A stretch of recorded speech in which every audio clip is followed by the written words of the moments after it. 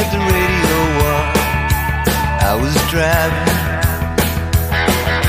Trees went by, me and Del were singing Little Runaway. I was flying,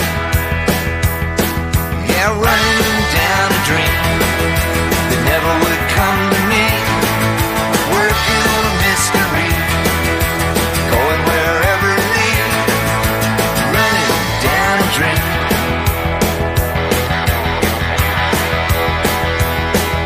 I felt so good, like anything was possible. Hit cruise control and rub my eyes. The last 3 days, when the rain was unstoppable, it was always cold, no sunshine. Yeah, running down a dream that never would come to me. Working on a mystery, going wherever it leads, running down a dream.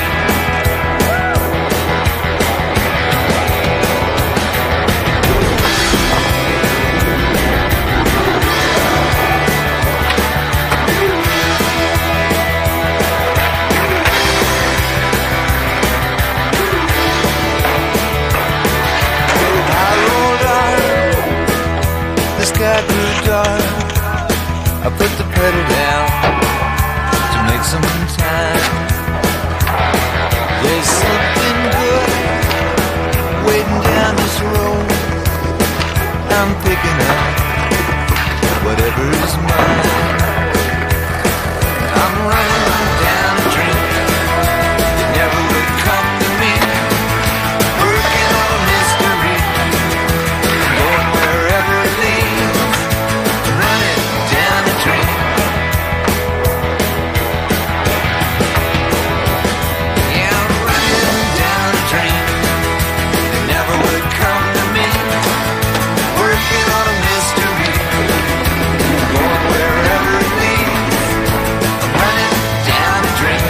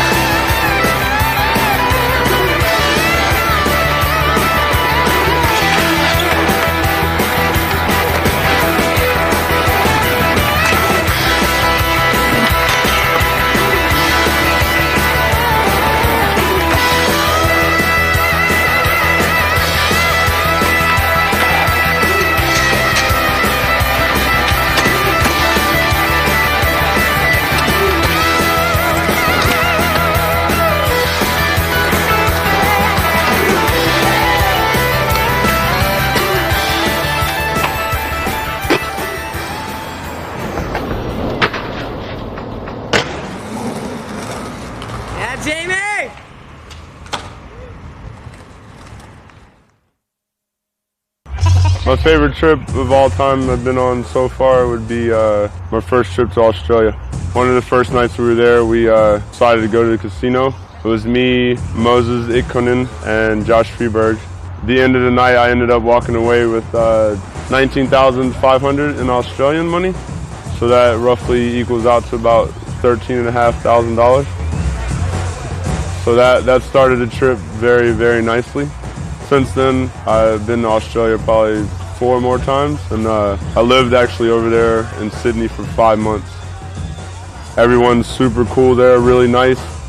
There's loads of free skate parks everywhere, up and down the coast, just all around the country basically, and street skating in all the major cities is really good, and even in some of the smaller cities. It's my favorite place so far.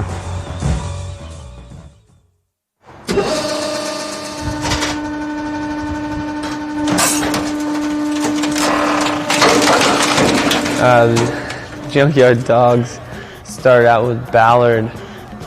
Just call me up on my phone and telling me he has a project that he's got planned in a junkyard. I was like, okay. Kind of a nightmare when you do something like this. It's a lot of work. You got to do a lot of stuff, a lot of heavy lifting and all that. Yeah, we did a lot of building.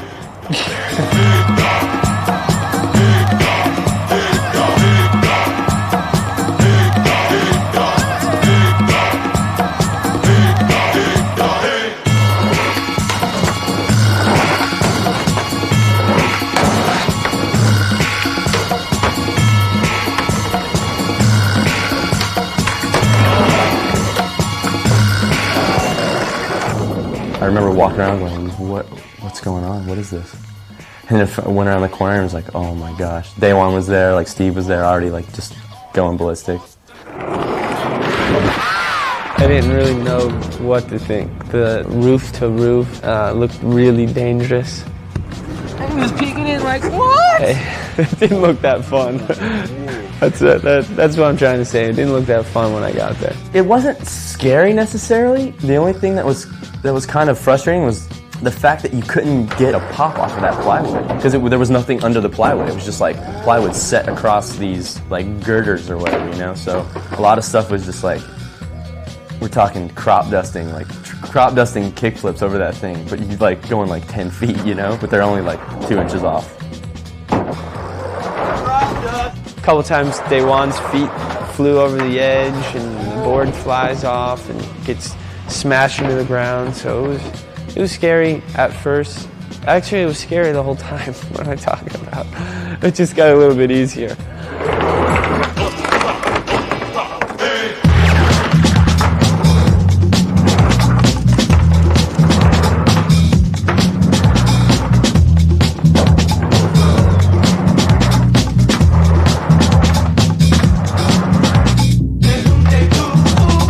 Day One fakey flipped it without hitting his tail. He actually like did the runoff thing where you miss and he still made it across. And somehow it got in the air over an 8-foot wide flat gap, 25 feet off the ground or whatever, and onto the other side. I thought it was a little bit dangerous. I was a little bit worried about that. A lot dangerous. Not a little, a lot. I mean, that's a long fall.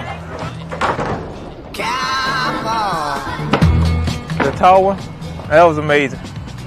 That was amazing. I liked that. No net or anything, yeah.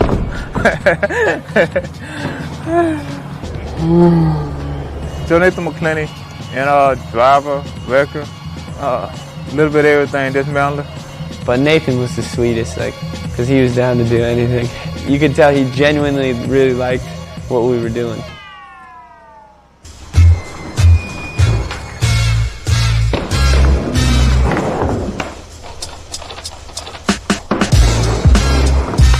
People got to look at something like this and think like, why in the hell are these guys in a wrecking yard jumping on cars? Like, No, there was some nice guys, all of them. The final result was good because we got a bunch of stuff, and it was actually ended up being fun when we set up the handrail that was made out of a flatbed of a truck or a bumper of a car. 69 Camaro fender.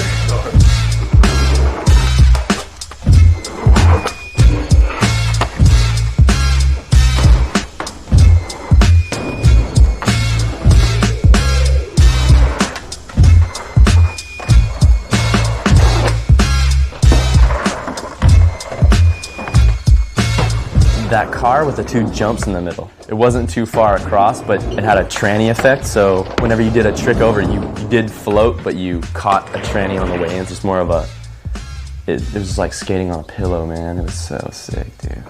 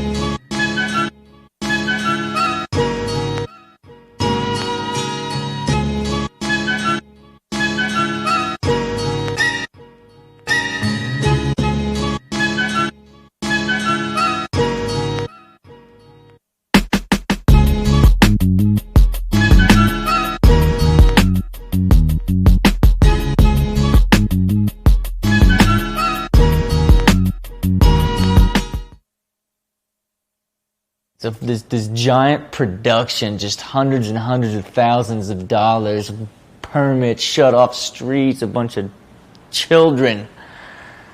You got to pull the trigger.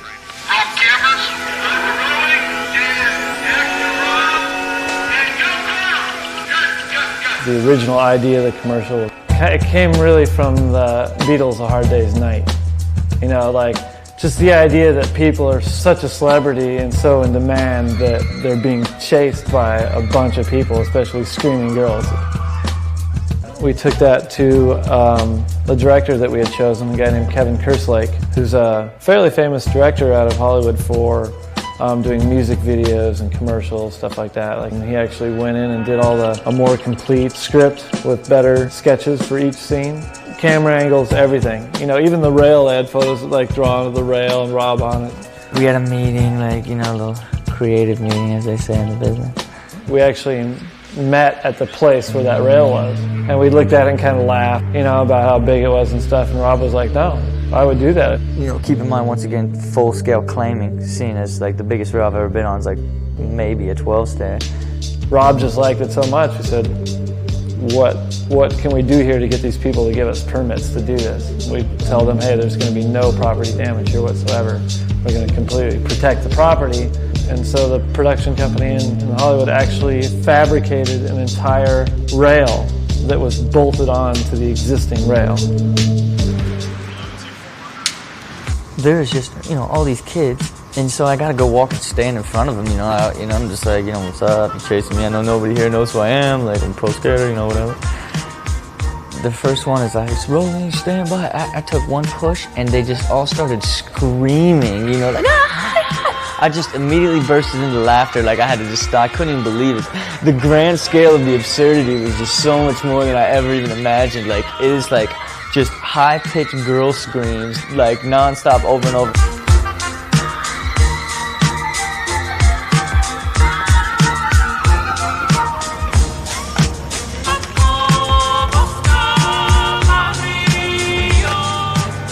On top of that, whatever, like, you know, you got your catering and there's just production and wardrobe and just, it was just like so hardcore. Like, I had just no idea. There's like 15 cops, you know, like streets are blocked off.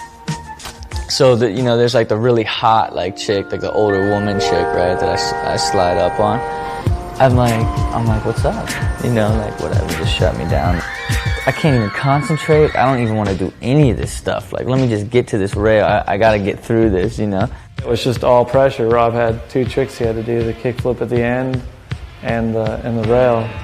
And it was a lot of pressure because it was the fact that he had 40 people chasing him and about 60 people sitting around this square area just watching. A lot of money sitting on the line for him to go perform, and it wasn't like, I'm a little tired today, I'm going to go home and rest. It was, boom, you got to perform now. So it gets way more serious, and now it's just like, rolling, stand by, action, push, you know, and like, of course, I'm cursing up the storm. You know, and the guy's like, well, the kids around here, you know, I'm not that, you got to tone down the language. I'm like, can't help you. When I couldn't pull the trigger, I was like, you don't grind this thing. You can't walk away from this, you know, like, there's just, you can't. I would keep hearing it, hey, Rob, we know you can do it. You got it, Rob. We know you can do it.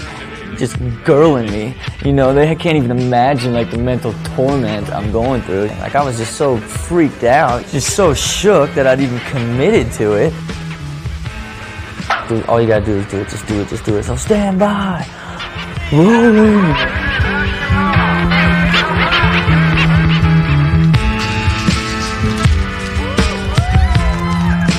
Just like, oh my God, like, it took all my heart and soul to commit, and like, I almost died. So I gotta climb back up there and start over.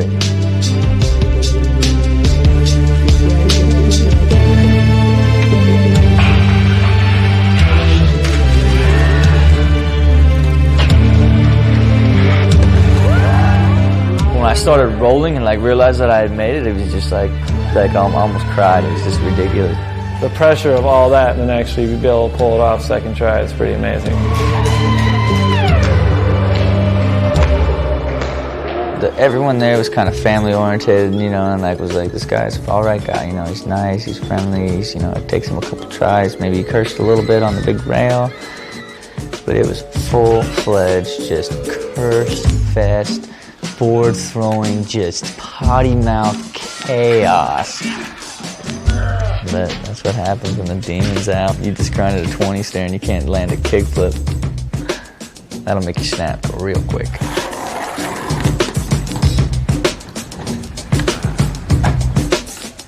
By the way, the last scene where Deerdick does the kickflip off the trailer, we actually got Anthony to dress up like one of the construction workers. And if you really pay attention at the end of the handrail scene, Colin McKay is in a big white shirt running across the screen. It was fun just to go out and make a commercial based on, you know, the popularity of how I think the skateboarder should be.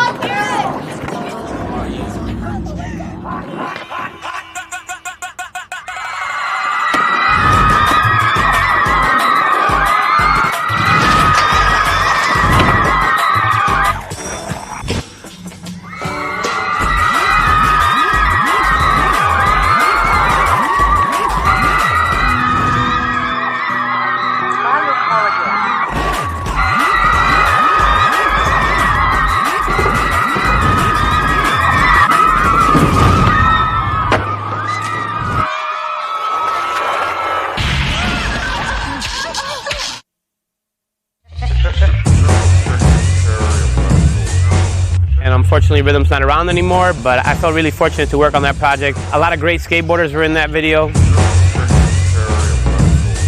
I feel the video was really well-rounded. It provided a lot of big skateboarding, a lot of technical skateboarding, Shanny skating like triple kink rails, Richard switch heel flip 5-0 on a bench. I skated some obscure stuff, a rail with a knob on the end.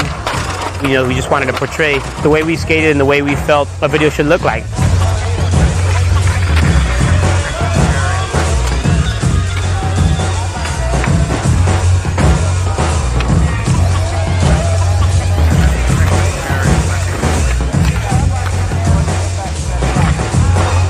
I think it was really amazing to see such a strong part from Shanny. You could always tell when there's a good part when you could pop it in at any time, and it's still a great part nowadays. If that part would come out nowadays, besides his shoes and his t-shirt, you'd probably think it was him, you know, filmed it last month or whatever.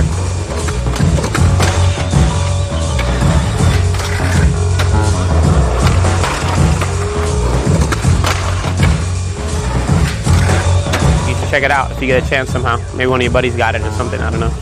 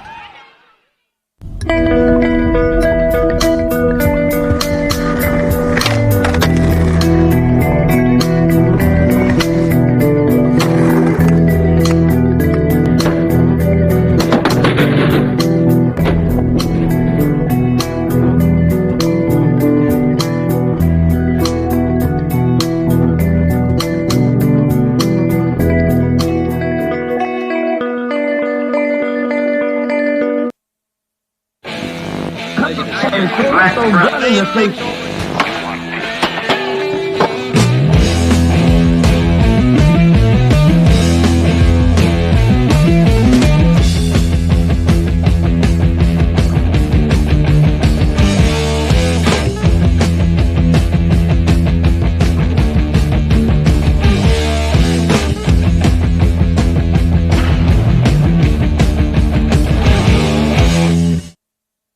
His name is Stefan Attardo.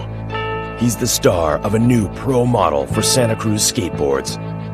He has been described as handsome, tough, talented, sexy, sensitive, dynamic, and brilliant.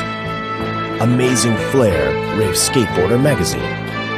He's been called a top contender for an Academy Award.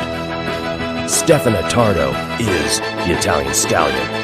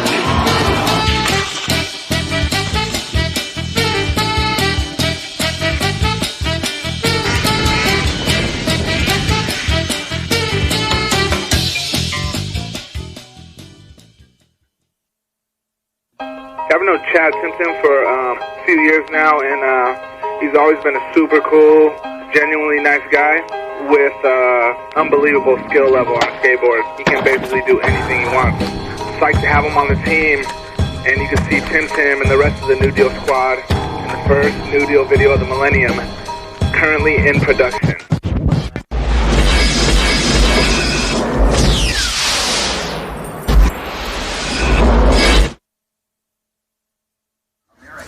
The Corey O'Brien was popular back in '89. A lot of kids bought it. It's 1990, boys. Let's get rid of the skeletons.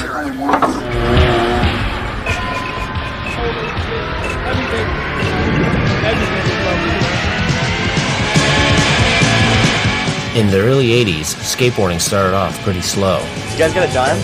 Shove off. But things picked up around 1984 as the skateboard craze boomed again. Companies like Paul Peralta, Vision, and Santa Cruz were the industry giants, while backyard pools and punk rock ruled the day.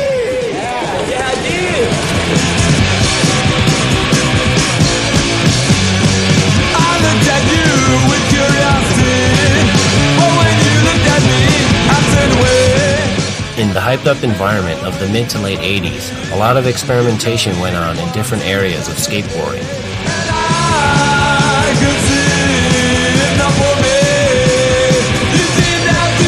As the industry grew, some of the people within it began to question the direction it was taking.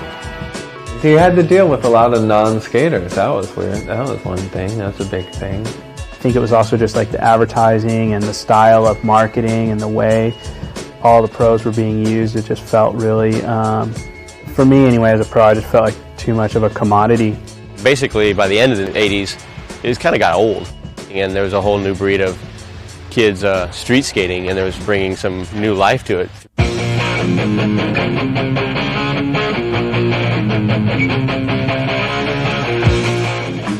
Me and my buddies, we would just go street skate around, and during that time, it was just left to our imagination, like, oh man, let's try this trick, or we see guys from other towns and tripping out on the tricks that they were doing, and we're like, whoa, I never thought of that.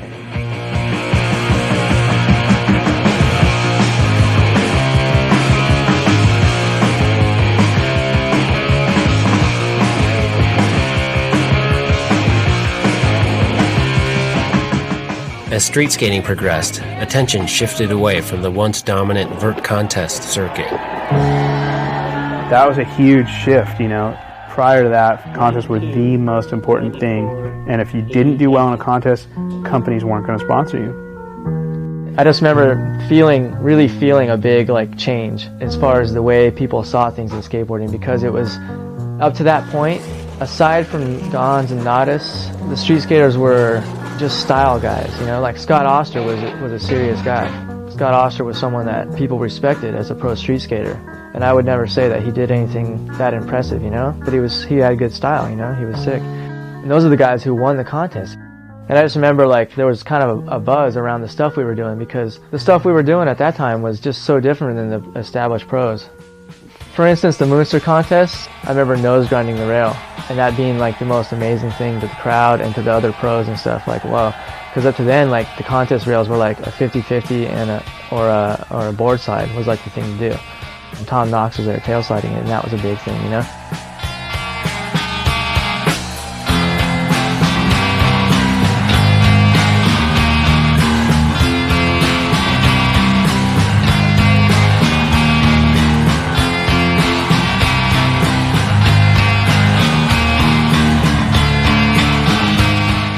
I think not only were the tricks and stuff in the 80s coming to a head, just, you know, the old school to the new school stuff, I think that the industry itself needed to be revolutionized or sparked up too, because it went kind of crazy for a while, kind of killed itself.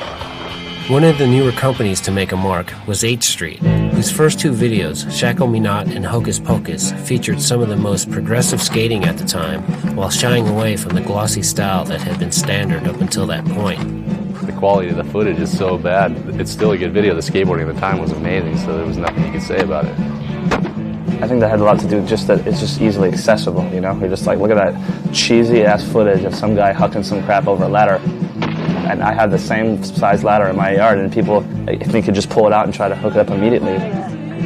This new approach to video making led to 8th Street's next video, a short promo which was released in 1990. Come around, come around.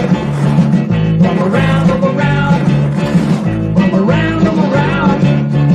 Come around, come around.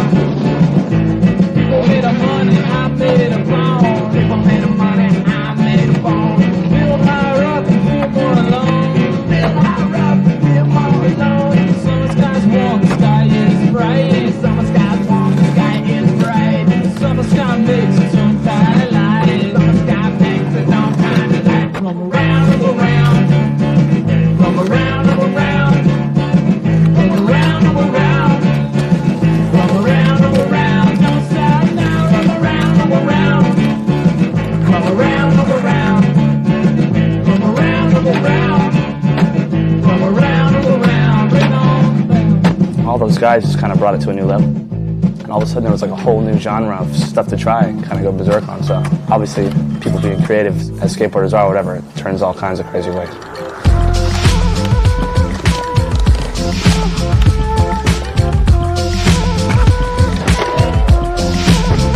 Vert was kind of at a stagnant point too, so I felt like it was time to try and keep Vert in tune with the street stuff, you know. I remember I learned him off a hip on the street course at skate camp, kick for binnies off the hip, and I was like, this has got to be possible on Vert. And once I started trying to flip him and grab him, I was like, if I can catch it with my hand, it's definitely possible. That was when Vert, I think, took even a whole nother turn, starting to incorporate full-on street tricks into the Vert.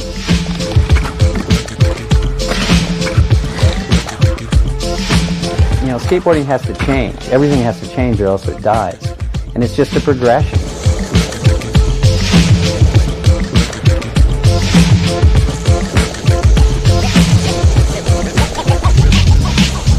So during 1990, everything within skateboarding was beginning to change. All of a sudden, all these skateboarder-owned skateboard companies come out. Several new companies were formed around 1990, including Alien Workshop, Black Label, Foundation, New Deal, Planet Earth, Real, Blind, and foremost among them was World Industries, headed by a controversial former freestyle and street skater named Steve Rocco.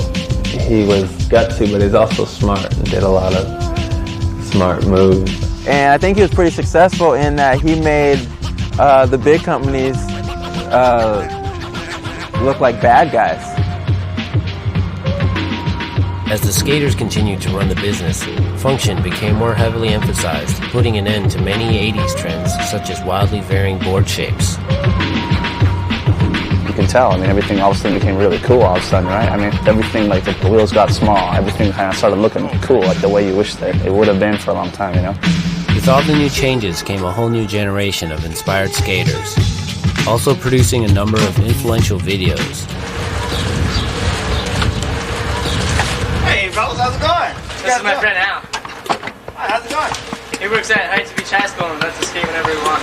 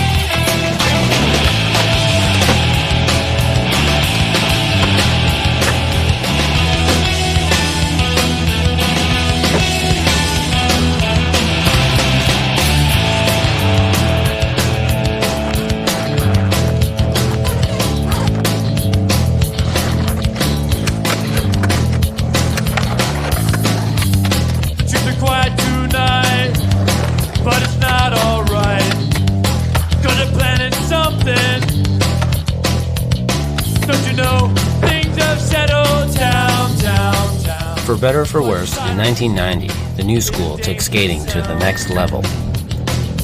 We must, we must, we must. We must, we must, we must, we must. We must, we must, we must, we must. We must keep our eyes open.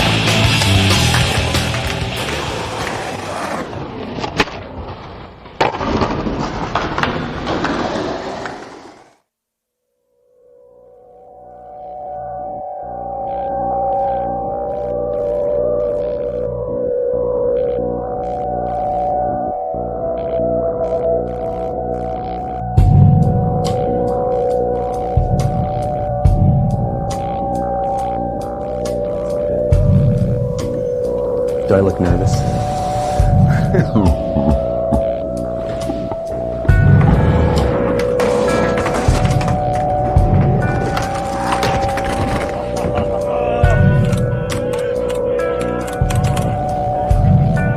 All right.